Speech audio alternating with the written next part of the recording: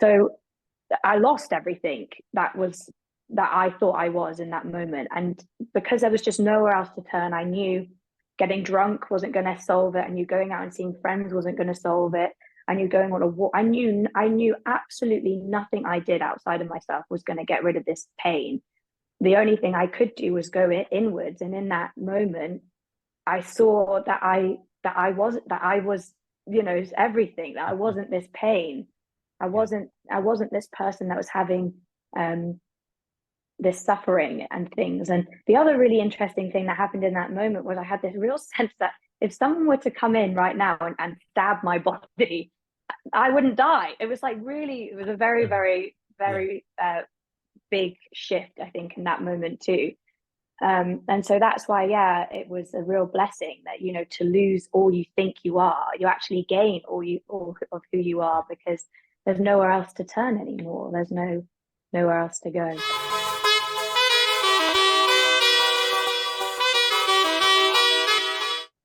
Welcome to Silent Sage Speak, the podcast where timeless wisdom meets the present moment. I'm your host, Sukhdev Virdee, and in each episode, we delve into the profound teachings of non-dual masters, those who have transcended the boundaries of duality and revealed the simplicity of existence. Join us on this journey beyond words as we explore the essence of being with those who have realized the truth that goes beyond language, beyond thought.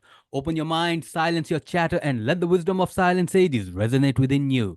Today, my guest is someone who was introduced to spirituality by her mother, who attended a Dissolving the Ego course in 2014. She pushed my guest into the same course, which led her to experience something that was more real than anything else she had ever experienced before. Today, she herself is a mentor and coach on non duality and guides others who are also seeking out the truth. I'd like to welcome to the show, Flo. Welcome to the show, Flo. Hi, thank you for having me. Thank you so much for sparing the time and being on the show. Your journey has been quite, uh, it's been like a roller coaster ride from the information that you sent me, and that too at quite a young age. Um, First, you were introduced into spirituality by your mother. What is this dissolving the ego course? Never heard about it. I've never heard about it. Yeah, so it's I honestly wouldn't know if that's what it was called. My mum did it before me and had this moment where, the mind disappeared and the chatter stopped, and she realized she wasn't these thoughts that had always been going around in her head. And when she went to do the course, she never thought that that's what was going to happen. She was just asked to do it by a friend of hers. And she had this really profound shift. And then from that, just spent so much time reading. Initially moved to A Course in Miracles, which is sort of, Ah, yeah. yeah, progressive non-dual text, which it really is aimed towards Christians, because it uses a lot of that language. And she just started to feel a bit better about things. And, being a mother and obviously being very, concerned for your children. I think she did see that I was quite unhappy, and I was quite an unhappy child, and I had, issues and things that I think perhaps a lot of teenagers have, but I wasn't always very good at hiding it. I would just sort of show and how I felt a lot, which I think it goes definitely against sort of British culture of keeping it all in and a stiff upper lip. So I think she just thought, I remember her specifically saying, you're not happy. You need to go and do this. And yeah, initially, immense resistance, did not want to do it. She came home and started saying all these things like, you're not a body, time's an illusion. And we're all going, what the hell is going on here? we Yeah. all were really like, wow, okay. And so I thought, I don't want to turn out like that. I thought she sounds like she's nuts. So yeah, and interestingly as well, the course was in Poland, which is where my dad was living at the time. And I was quite resistant to, I had to get on a flight and stuff to go do this course, and I just didn't want to do it. And then I said, okay, fine, I'll do it. But you and dad are going to be there, right? Yes, we're going to be there. And then about 2 weeks before, my mum said, oh, I'm really sorry, I forgot a book to do another course somewhere else with your dad, so you've got to go by yourself. And I remember being even more like, oh, for goodness sake.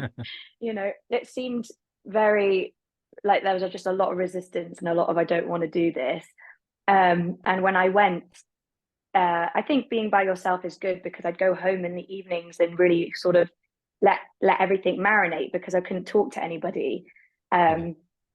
And I would just sort of sit with what happened. And obviously, I think something in that, because it wasn't until the third day of the course that I had this moment of realization, which came from he was asking, he kept saying, you know, it doesn't mean anything, that it doesn't mean anything. And initially my ego was going, well, if that's the case, I'll just throw myself off a bridge, you know, what's the point? Blah, blah, blah.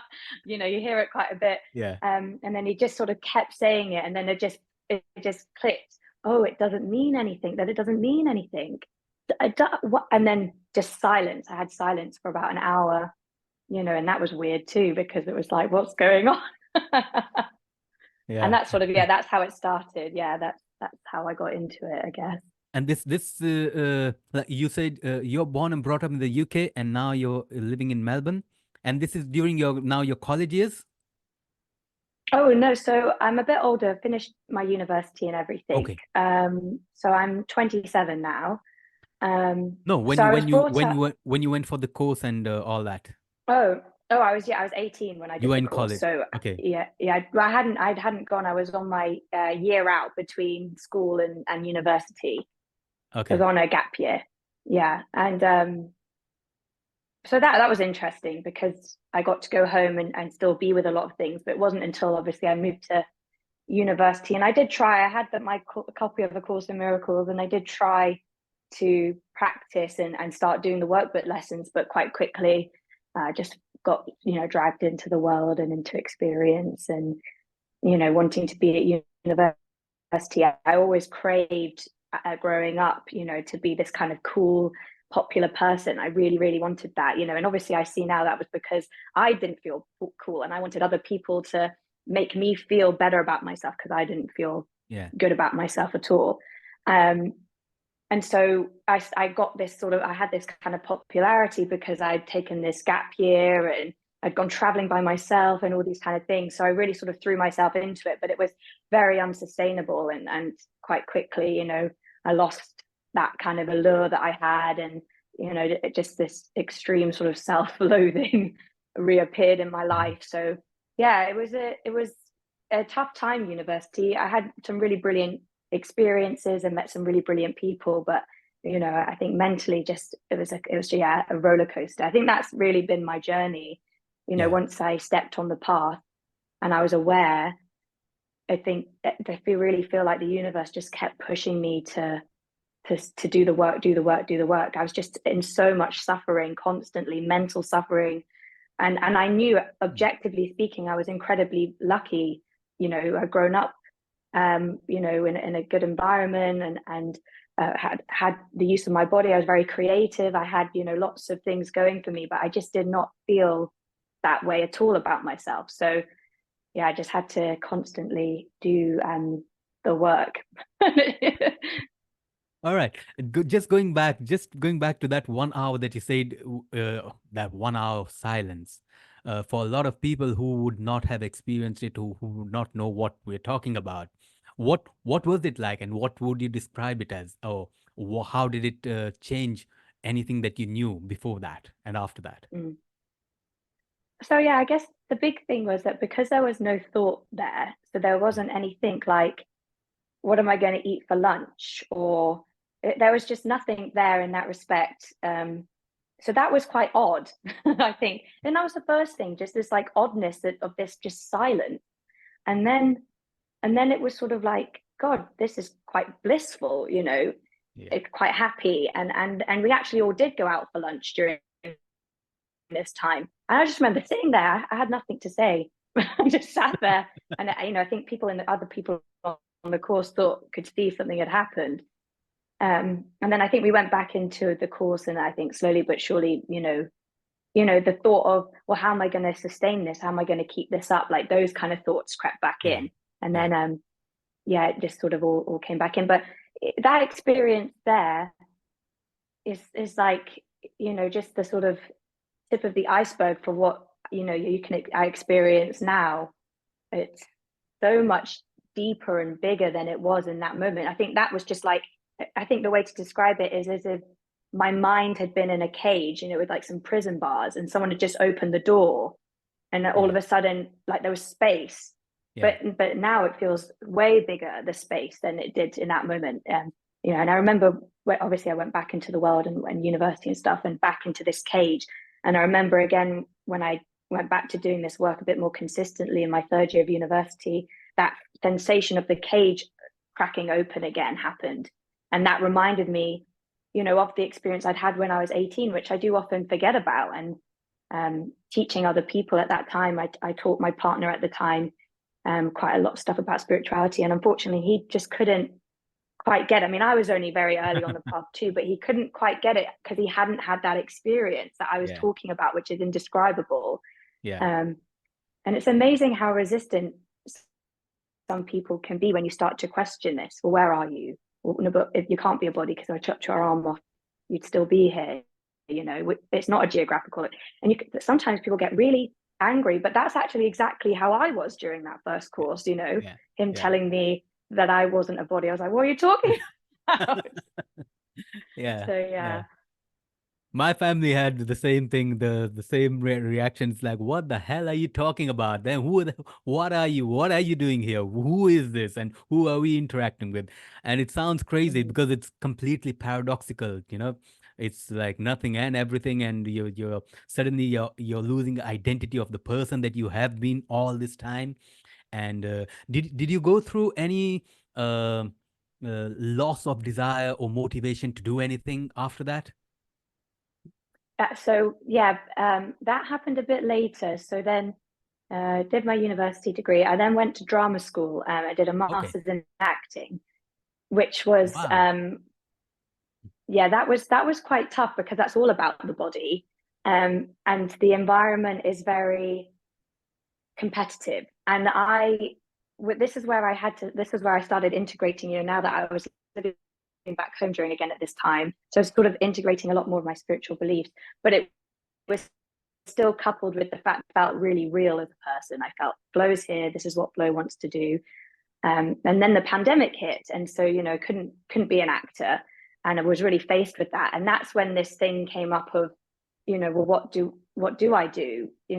Flo had always wanted to be an actor. That was what she wanted. That was my biggest desire. And all of a sudden, I was faced with the realities that it might never happen. And so I think after that came this period of real don't want to do anything.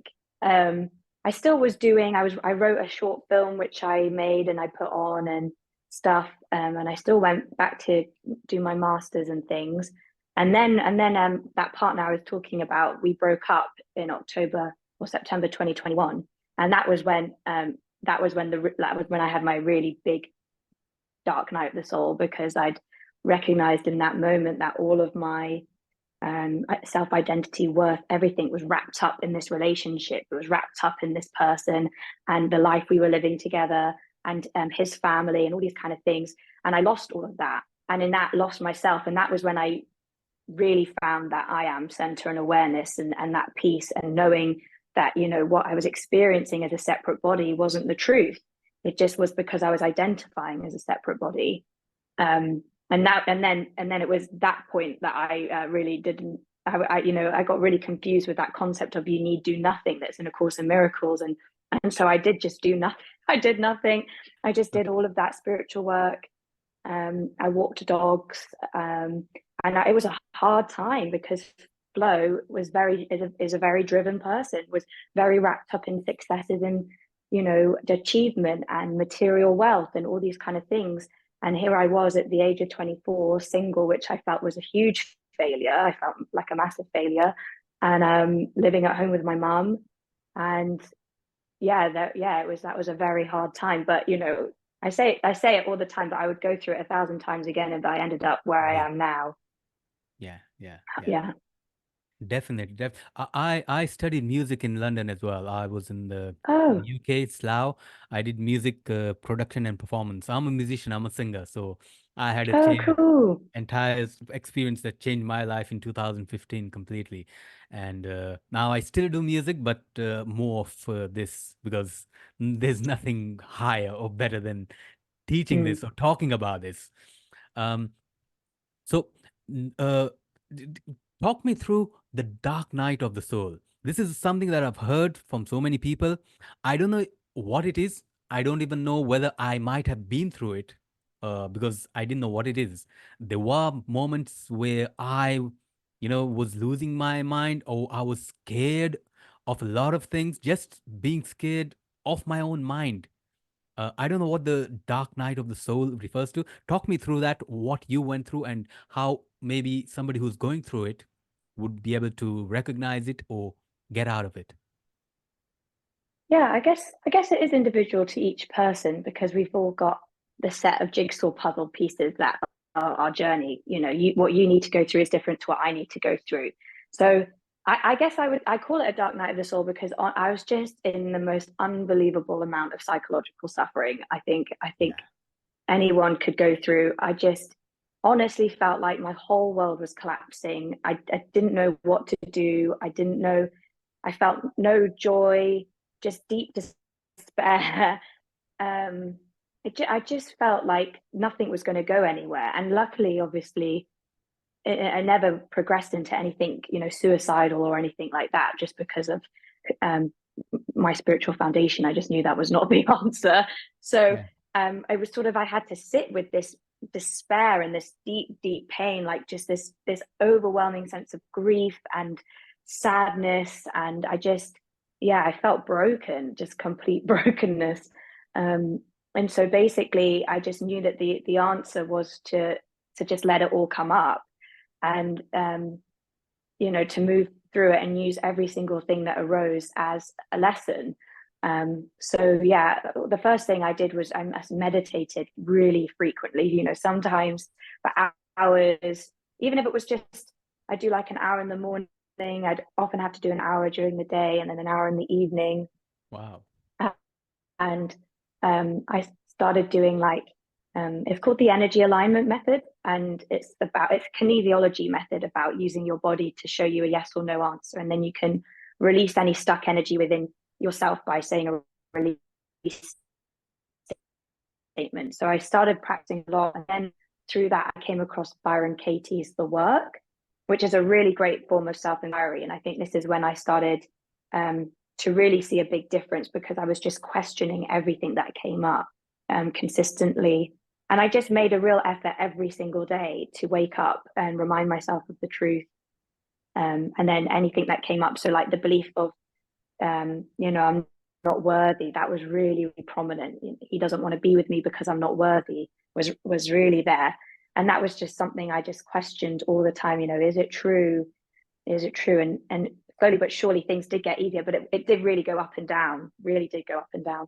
It took me a while to get out of that. But yeah, that would be my suggestion, is just Mm. to use every single thing that arises to see that that's just a false belief you've created about yourself, often in early childhood, and it's causing so much suffering. What's believing it? But I coupled that with resting back in awareness, so I could see it wasn't who I was, because I would be in that Okay. expansive field of knowing, and then yeah, and then I would go back into the world again. As I was sort of shifting in and out for quite a bit. I mean, I still shift in and out. I think it's an ever deepening process, isn't it? Wow. Wow. All right. So the what ultimately obviously you want to do is like settle into awareness and be awareness all the time, so it's available anytime that even you need it. When we're out there in the world, you need to do your human things. You need to use your mind, you need to use your body. You can't be awareness or consciousness in the real world, but once the work is done, you know that you're back in awareness, and literally nothing in your life can actually touch you, or you're untouched by anything in life that can be thrown at you. Uh, Walk us, what the changes that happened now after that? Now, like when you realize this is an illusion, or I had beliefs which were not real, and the mental changes, because there are a lot of changes that the mind has to accept. For me, it was like when I realized it, it was like whatever this person has been working for his entire life is just been an illusion. It's like giving up your Mm-hmm. entire life, your entire identity. And coming to terms with that took me quite some time. And then I had to settle into it and accept it. And then once that was done, it was all like easy after that. How was it for you? Yeah, I had a similar thing. I think I realized when, in my third year of university, when I was applying for drama school and stuff, this is when I started to have the realization, oh, hang on a second, maybe being an actor isn't what I'm meant to be doing. I think there's a concept, I think, and I do feel like it is very egoic. It's what is my purpose? I must have a purpose here. And I really just don't see that. I just think do whatever you want to do because you're part of the everything. So Yeah. if you want to go out and play the drums, then do that. I even had someone the other day message me about, coming to tips with them, coming to grips with their holy purpose. And I said, your holy purpose is just to do whatever you want to do from a place of love. That will cause more shifts. I've got a friend in London and he's a landscape gardener. And, but he's probably one of the most awakened people I've ever met. He's just gardening. And I'm sure just the fact that he's putting all that love and stuff into the gardening, he's not doing it because he wants to make X, Y, and Z money or get awards. He's doing it because that's just what he loves to do, be in nature. And it is actually quite profitable, this business. But yeah, I think it's just it does take a while. So luckily I'd had this thing about being an actor in my third year of university. So when I was around 22. So by the time things weren't quite working out during the pandemic, when I was 24, it wasn't as big as a blow as I thought it was going to be. But it did still take me a while to, put that down to the side. But the brilliant thing is that I don't think I've ever lost it.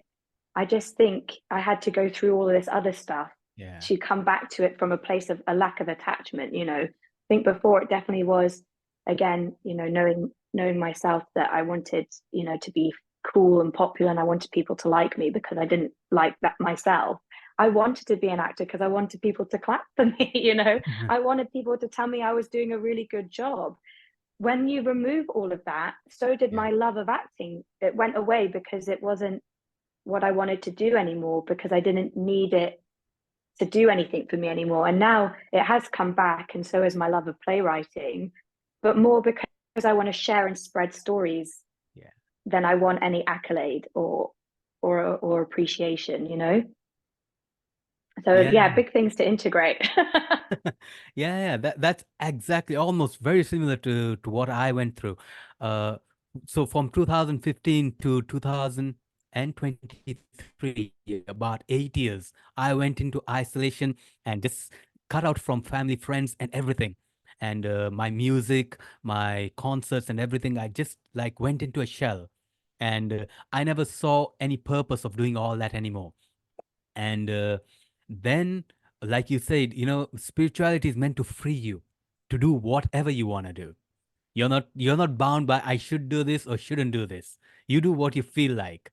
And now the music has come back, but it's with a different purpose, that I just want to express myself through music. It's not for the fame or the fortune or the money, or the applause and the applaud, like you said.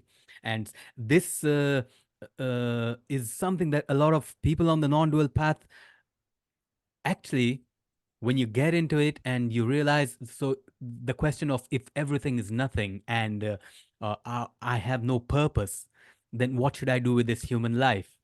And it's actually meant, like you said, do what you feel like, what makes you feel good inside, out of love.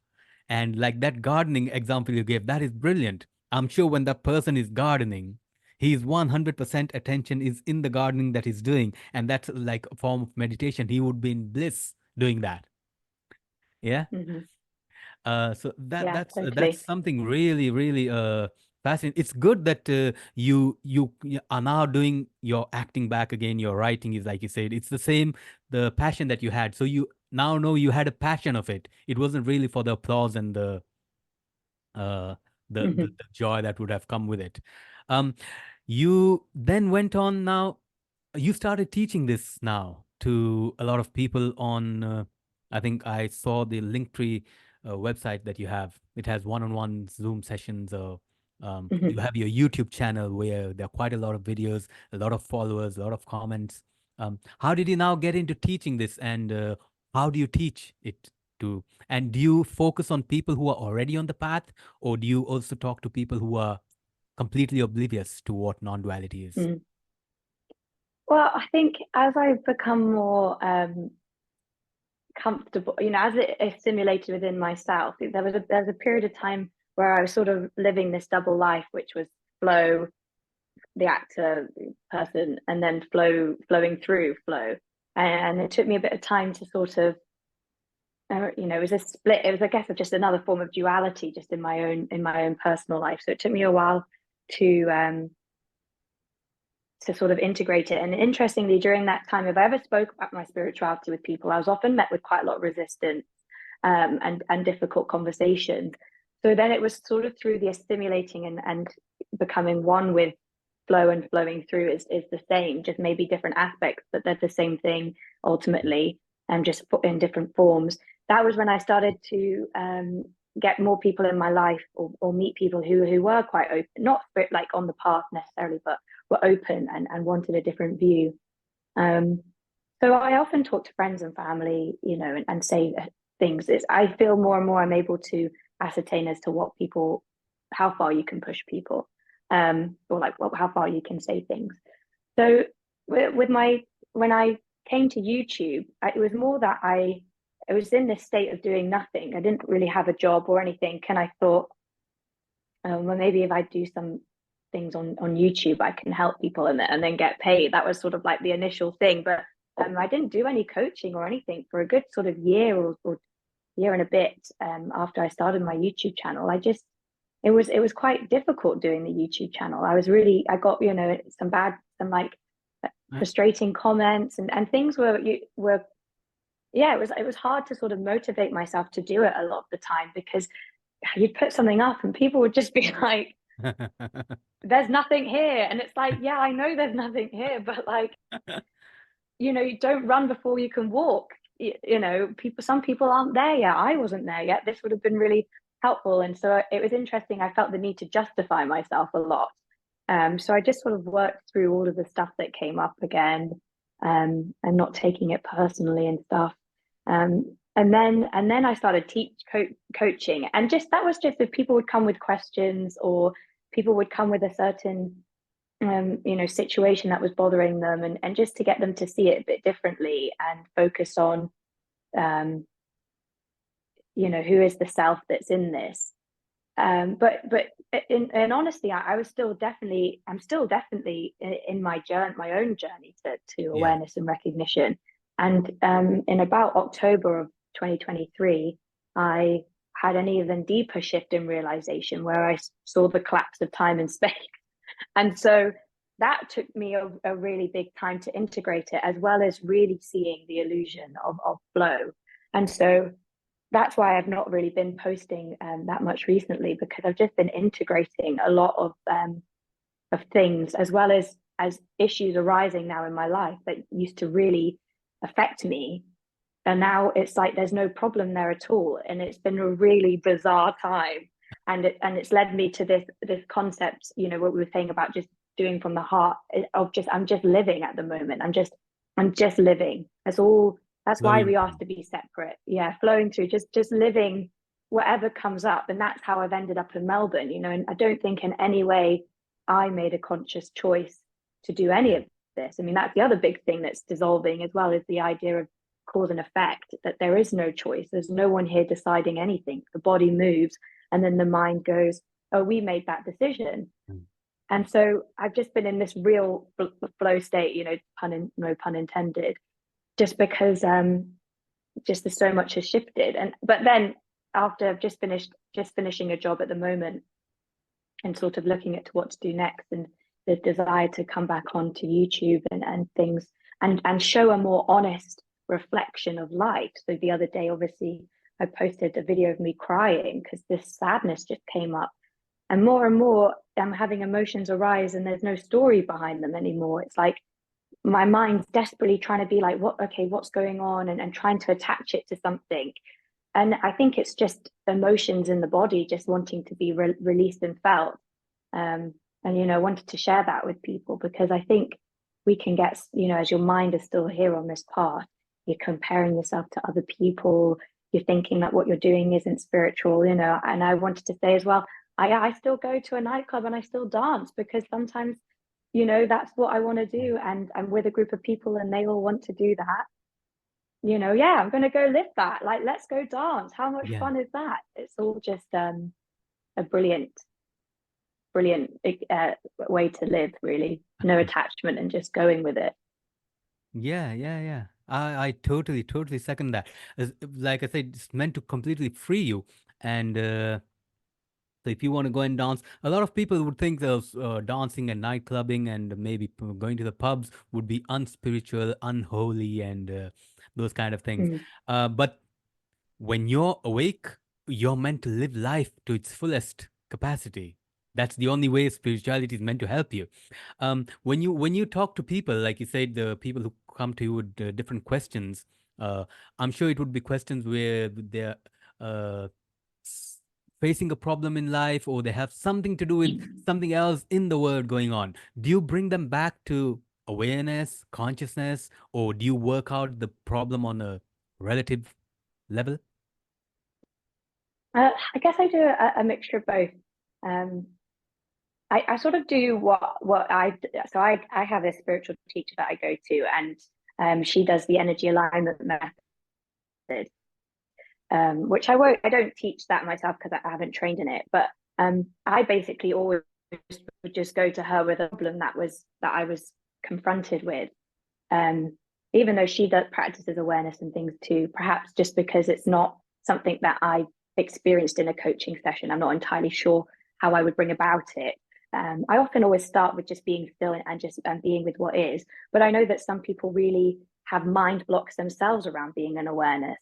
You know, it's not, I think as you integrate it more and more, it's not even a case of resting back. It's just realizing that everything is already rested back. You were just identifying with point A instead of point B, you know. So really what I like to do is I like to get people to see the underlying belief that they have around whatever issue they're confronted with. Because if you get to the root of it and you dislodge that, it won't, you know, regrow shoots and it won't come Yeah. back and back and back. You know, and sometimes that is just a case of we sit in silence and then they might say something and then we sit in silence and then something will arise in me to say back. Or sometimes it's a consistent, but who thinks that? But where did that come from? Okay, give me the first time you thought of it. You know, it depends on the person, what Wow. kind of what comes up. But it's really lovely, yeah. Yeah. I've taken it again. I've taken a break from it the past 3 months just because I was here, and also like all of my emails and things are attached to my UK phone number, so I'm really struggling logging into anything. So, but you know, that's Okay. okay. That could have really frustrated. That was the kind of thing that would really have frustrated Yeah. me. Yeah. Yeah. And now it's just like, okay, well, I'll just take that as a sign. I Yeah. won't do Yeah. anything, you know? So yeah, all just different things.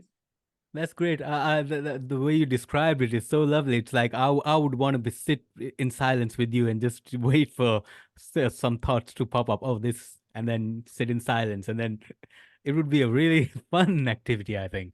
Um, Yeah. I went through a few of your YouTube videos, and they had some really intriguing titles. I want to ask you about a few of them. This one, the first one that you've posted is the the three ways of self-inquiry. So you've studied self-inquiry as well.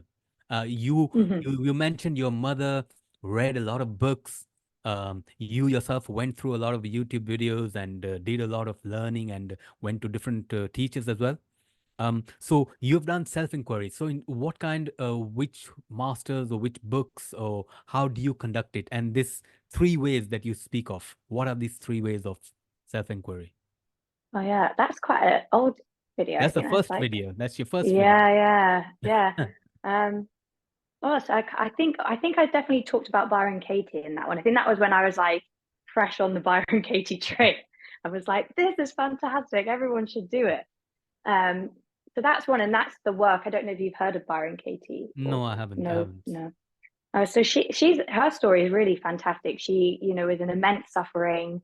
I don't know if she was addicted to drugs or anything, but she ended up in a halfway house for women, and she was so in such a bad place. She was just quite not evil, but just she was scary and formidable as a person. So that everybody else in this halfway house sort of made her go and stay in this room in the attic, and she just sort of stayed up there. They were all scared of her, and she was lying on the floor, and she was wanting it all to be over. She was just in immense, psychological suffering.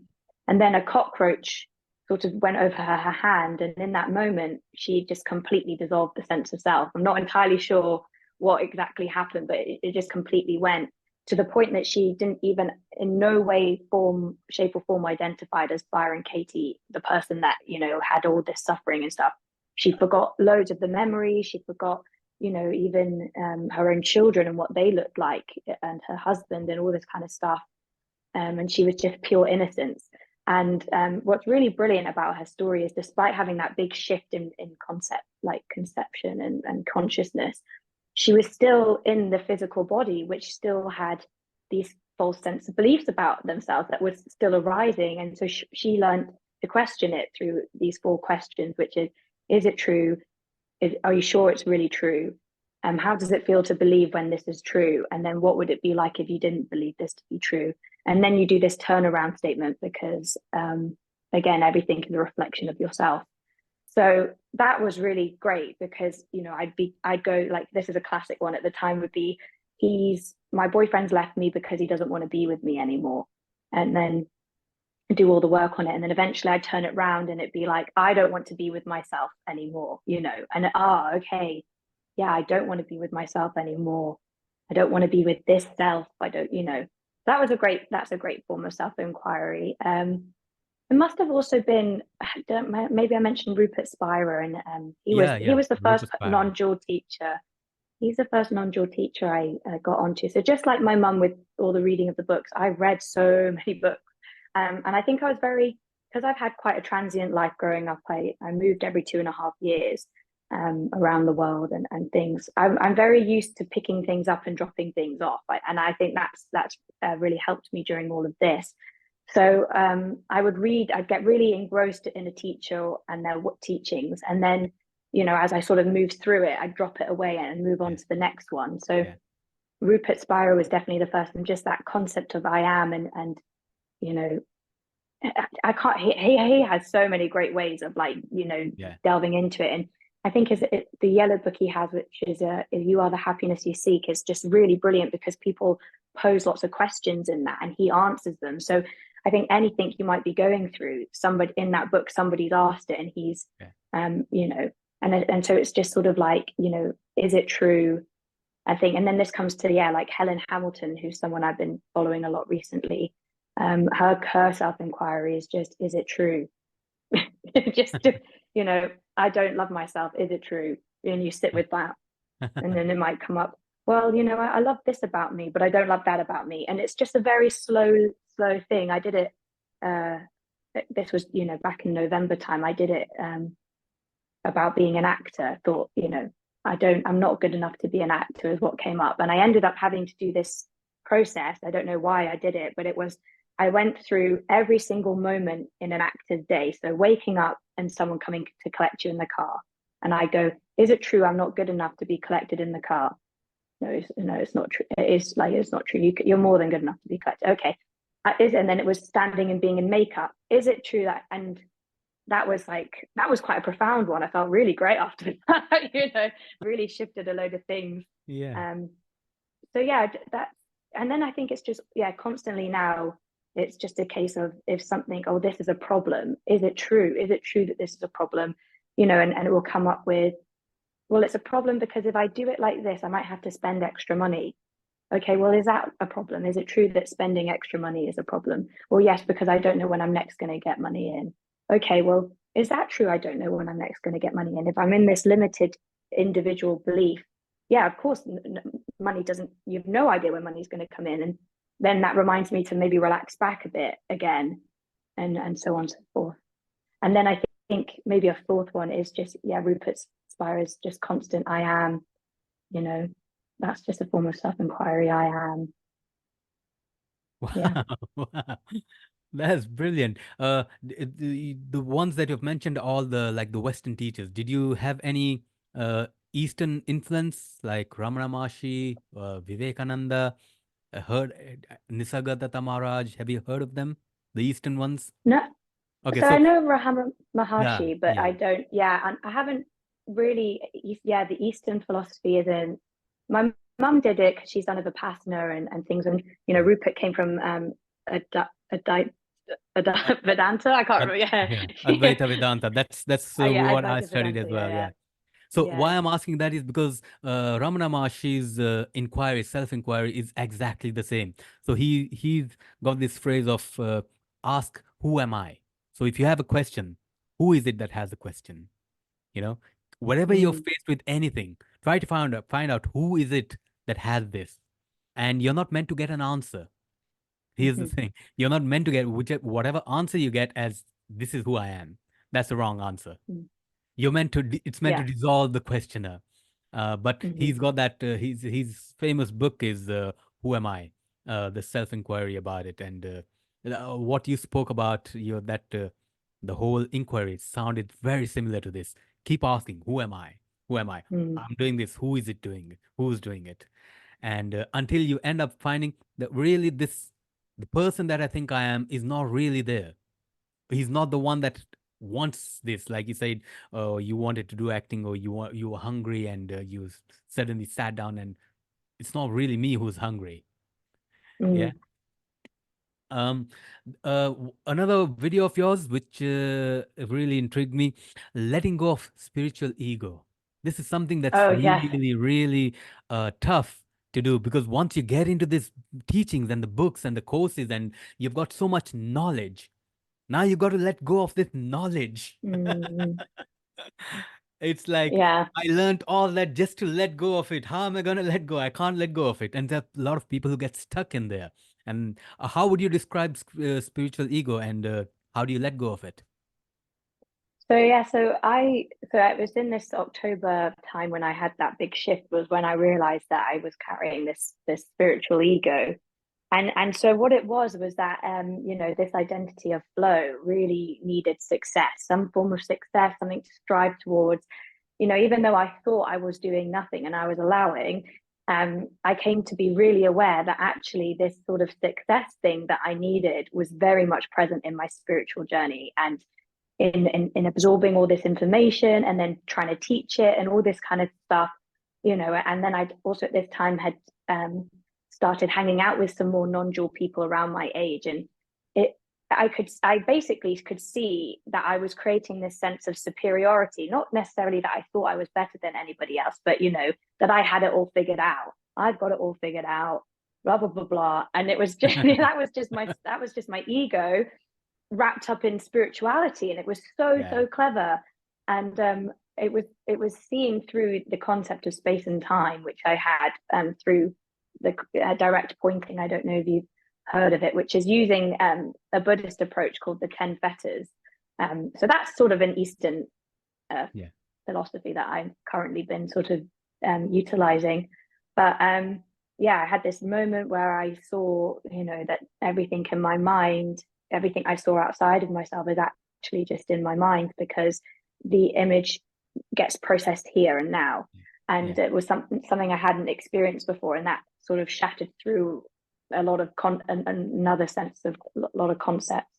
So yeah, that's when I think after that I wanted to make that video, because um yeah, I feel like it's good to a point, but then you've got to let go of that as well. You've got to let Yeah. go of and there still was flow in it, wrapped up in this spirituality. I mean, obviously flow never disappears, because she's here in the everything, but it's less of an identity with her and all the things that she wants. And I don't know if as things don't bother me anymore, like I might not be an actor, okay, that's okay, and that feels completely okay. Yeah, it's like, is that actually a dissolving or flow, or is it just a recognition that I'm not flow, but flow still is here? Those are the questions, isn't it? uh, 10 years, maybe 10 years, 12 years ago, I would be like, oh, these people have lost it. What are they talking about? um, it's when you actually get it, I went through a lot of Advaita Vedanta and the books on the eastern side of non-duality, and when I got it, it was like, oh my God, everybody needs to know about this, and how could Mm, I miss it? It's right in front of you. It is you, you know, and everybody's. If you feel like they're unnecessarily hankering after things, and you want to try to make them realize it, so you go out on this mission of trying to make everybody realize or see what you're seeing, and pretty soon you mhm, realize nobody's interested.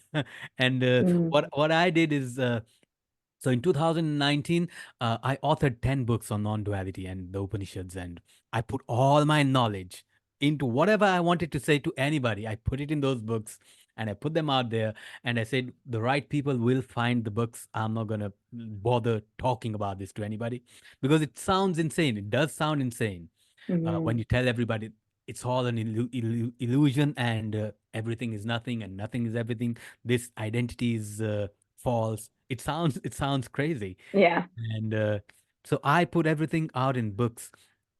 Then after that, still almost about 5 years after that, is when I suddenly had an urge.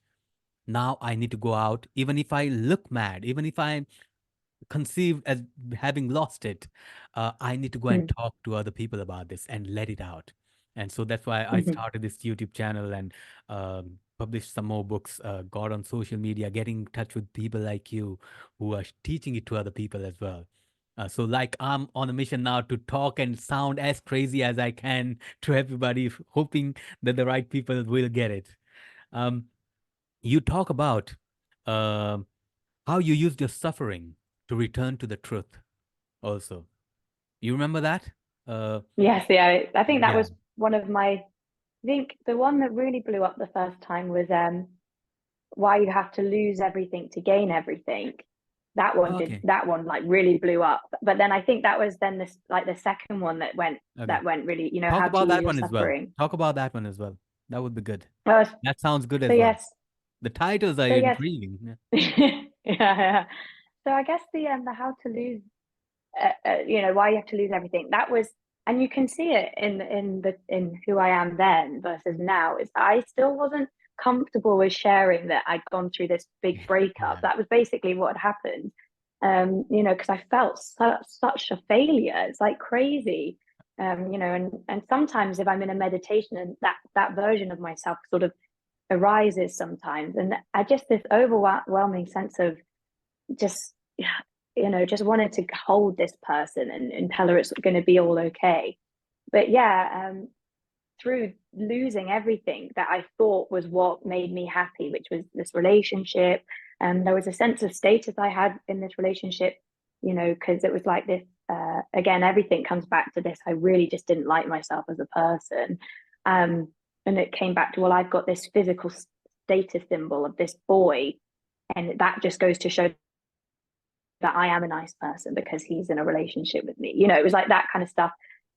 He also, another big part of it was that he had a wonderful family, just a really beautiful family, and you know, they did so many activities and things together, which just my family don't do as much. Yeah, I have a brother who's got quite a severe disability, and my dad's always lived abroad, so I mean, it didn't have that, and I had it with this family. So as you can see, my identity just got really wrapped up in all this external stuff. And on top of that as well, my master's came to an end, was faced with the fact I wasn't going to be an actor.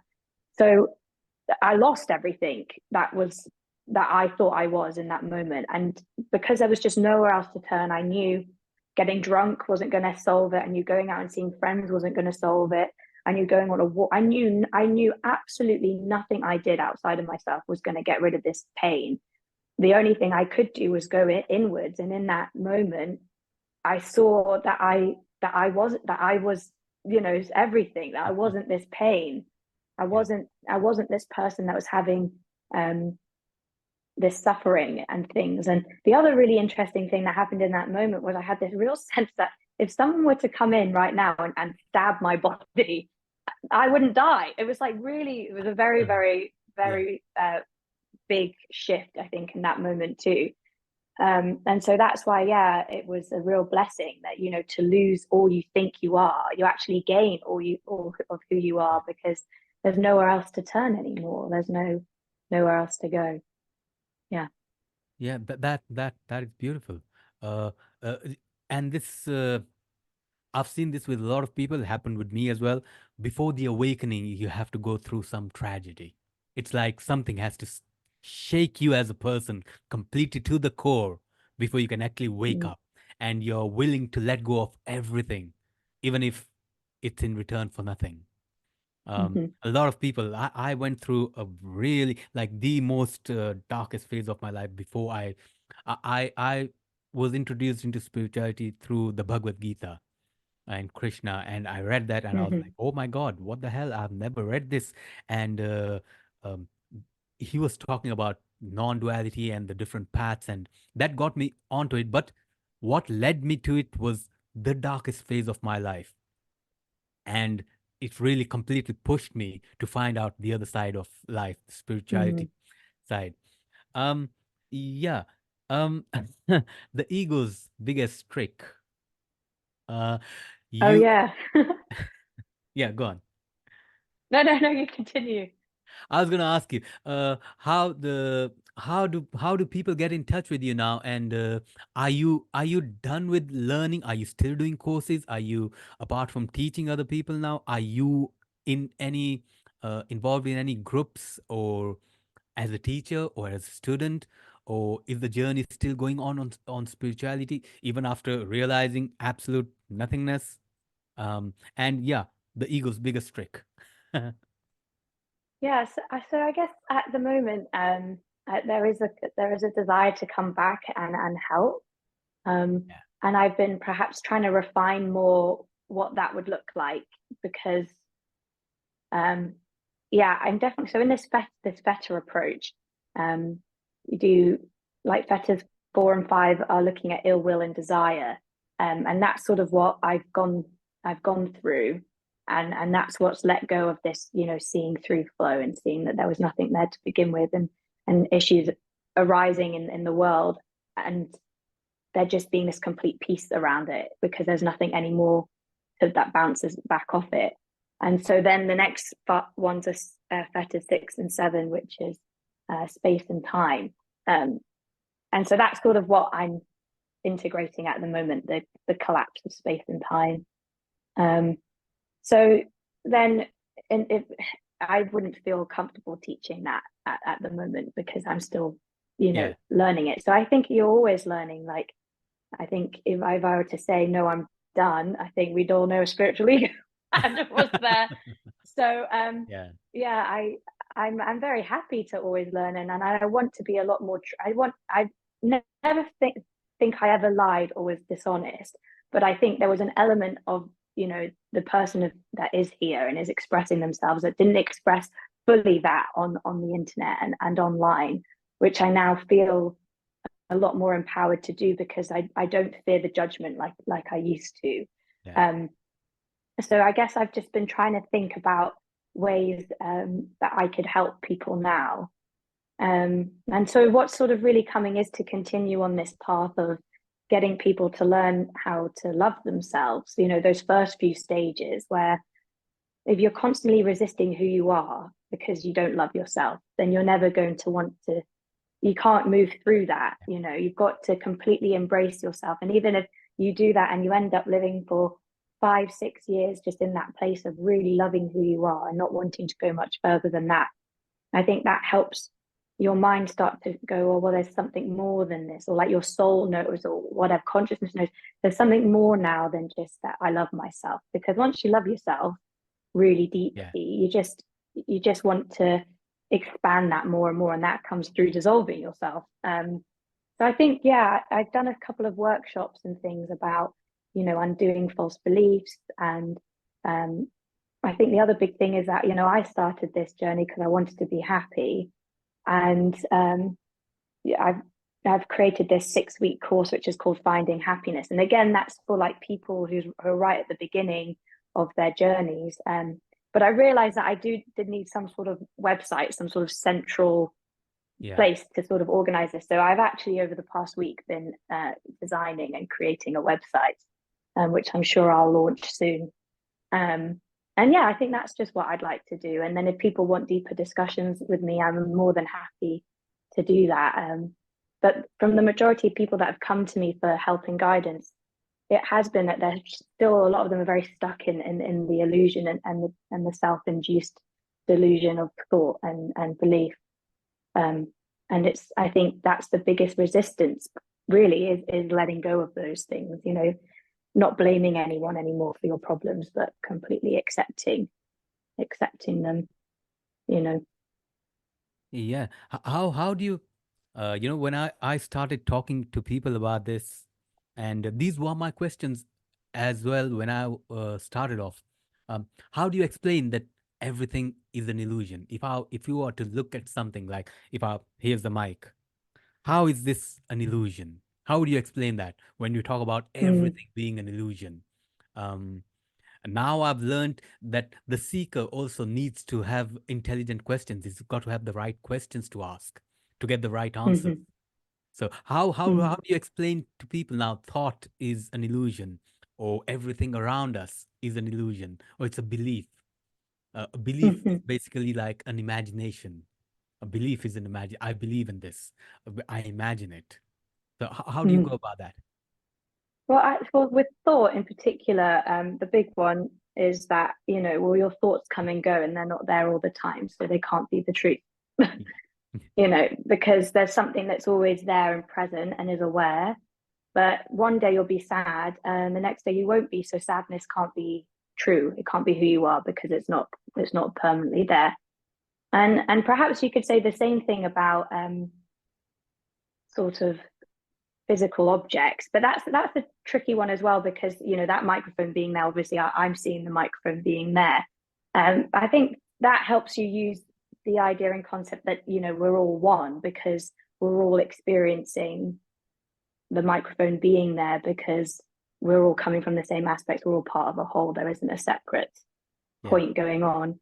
But in terms of like another one I like to use in terms of like experience, again, which relates back to beliefs, is that, you know, let's say you and I go to a football game and you support Manchester United, I support Arsenal, Manchester United win, you walk out feeling elated, I walk out feeling deflated. We Yeah. both went and watched the same Same thing, did. but we both experienced it so differently, which Yeah. goes to show again that experience cannot be truth, because it's not Yeah. universally felt or known or perceived.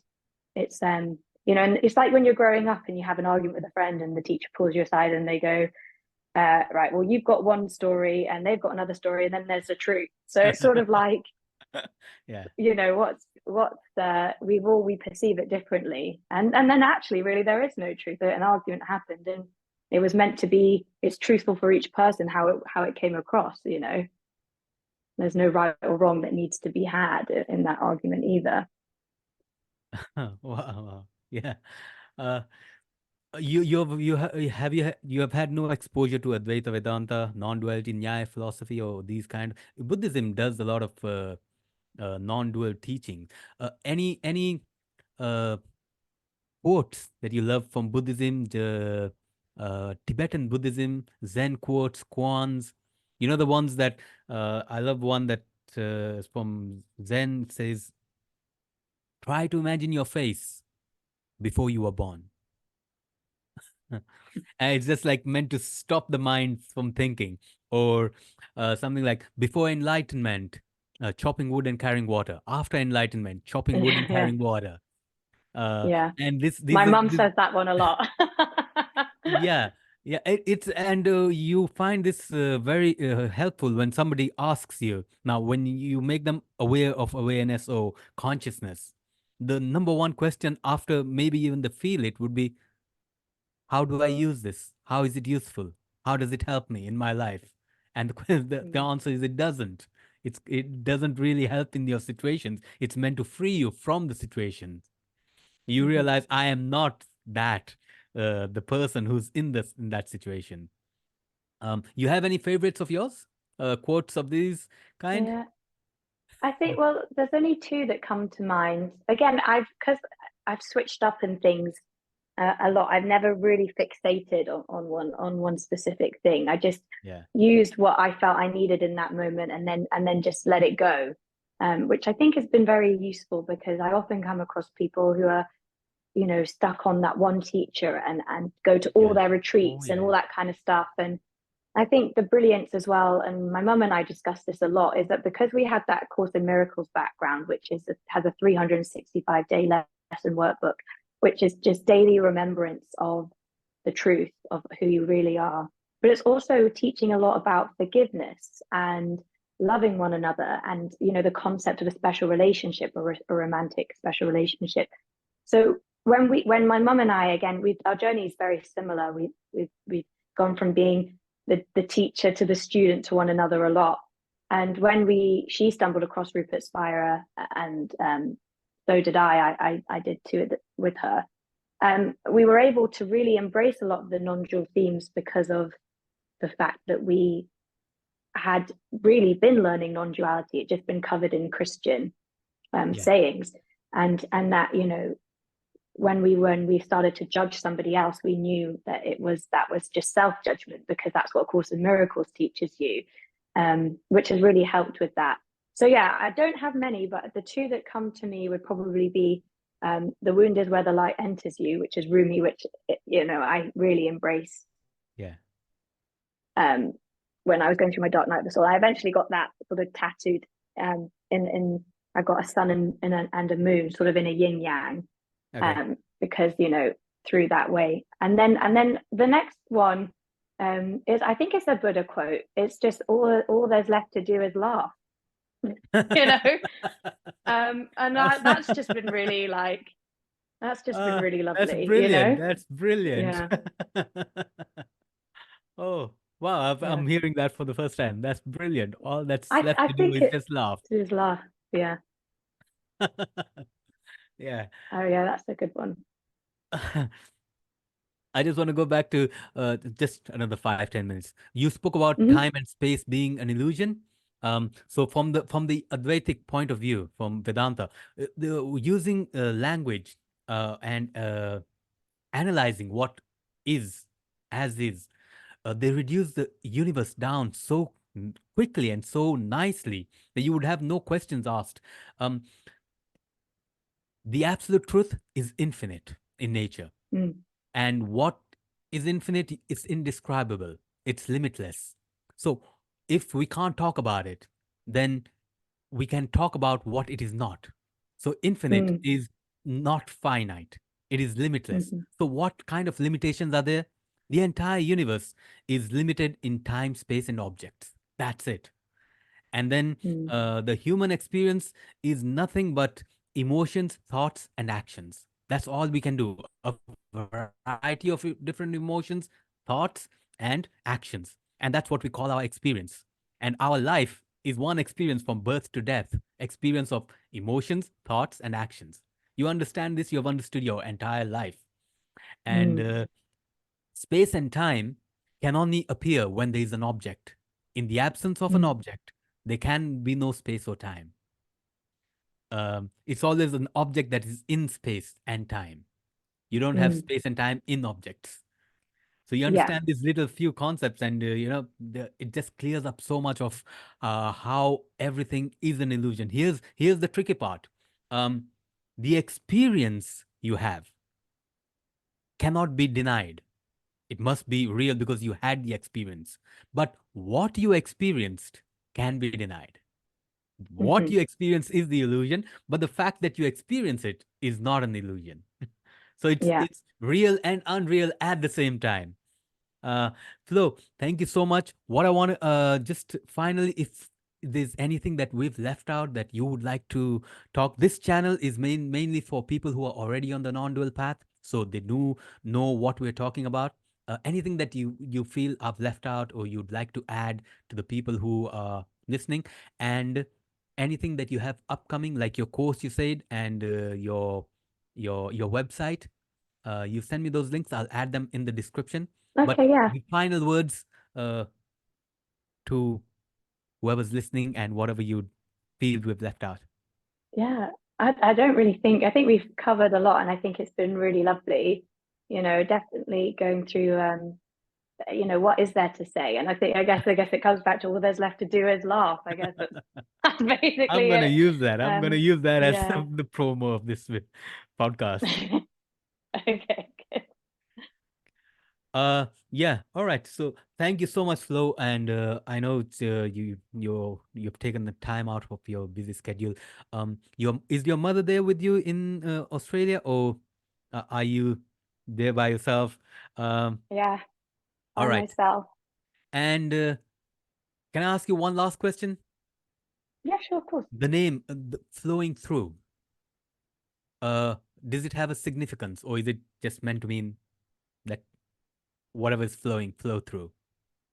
Yeah, I guess so. My name's Flo. So my full Yeah. name's Florence, and Okay. that was sort Okay. of the name I went by professionally speaking. And then I was, but everybody, you know, familiarly, friends, all that kind of stuff.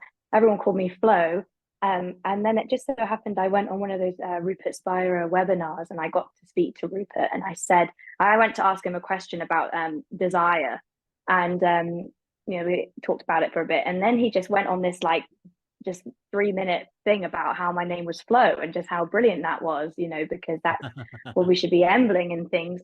And Yeah. I was just like, oh yeah. And from that moment, I was like, yeah, and I want to be Flo. And then, as I said, you know, when I started my YouTube channel and stuff, I wanted to keep I wanted to keep it separate from who I thought I was. It was Um, sort of I was mixing those two things. So um, the sort of flowing through came from that. I tried to go with the flow, but there were so many people had taken it. So I yeah. came up with flowing Flowing through, through. because I think that's just at the time I was really caught, really enjoyed this sort of analysis of, you know, life was just like a flowing river, and you could be a boulder in that river and cause all that resistance.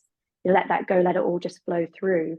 So that's sort of where it came from, you know, just, Yeah. and now, especially now that I'm in this place of like just living, just live, just, Yeah. you know, Yeah. don't be scared anymore. Don't feel you need to sit in your room and meditate all the time. Like just go out and just experience life. So I feel like it, Yeah. you know, we never know what anything is for. And I chose that for a reason, I guess, or I didn't choose it. The universe did. That's great. That's great. Quote just came to my mind. There's a saying, "Go with the flow." There's another quote that says, "Don't go with the flow, be the flow."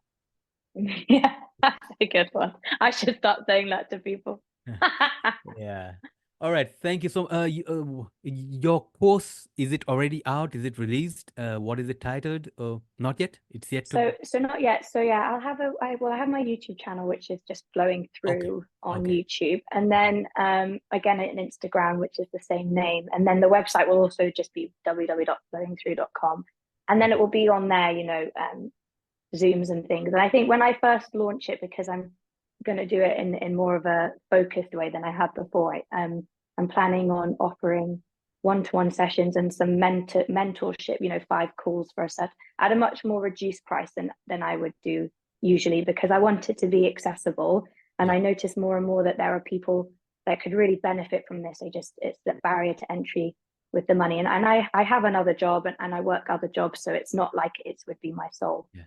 Yeah. form of income. And then, yeah, I'm going to do some Zoom workshops. One of them is that Undoing False Beliefs. That's a day-long virtual one. And then, yeah, thinking about offering this course about finding happiness, which will evolve into a 3-course series. So it's finding happiness, Okay. living happiness, and then being happiness. And that's sort of the progression from, you know, the initial self-love work to resting in I am. I don't want to shape the boat too much. It's a Yeah. gradual approach is probably the best Yes. approach. Yes. Yes. Yes. So whenever you are ready with those, whenever they are set up, just send me the links. I'll add them Yeah. all at the bottom so that people can get in touch with you and uh, take up these courses. I'm sure. Mm-hmm. Flo, you have an amazing smile. You have such a pure soul.